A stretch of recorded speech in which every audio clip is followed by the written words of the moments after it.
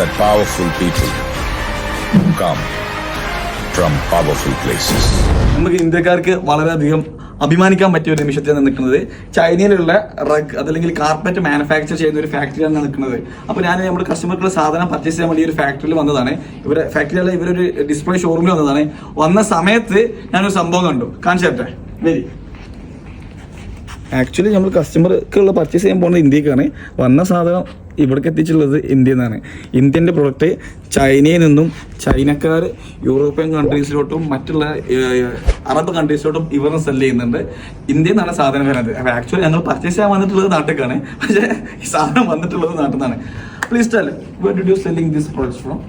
We selecting this carpet from India, and we sell from many country like Indian, Dubai, or Australian or American.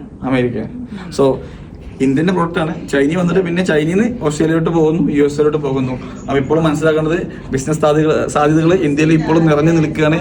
ഇനിയും നിങ്ങൾ മുന്നിട്ട് ഇറങ്ങിയില്ലെങ്കിൽ ഔട്ടായി പോകും. എത്ര പെട്ടെന്ന് സ്റ്റാർട്ട് ആവുക. ഓക്കെ.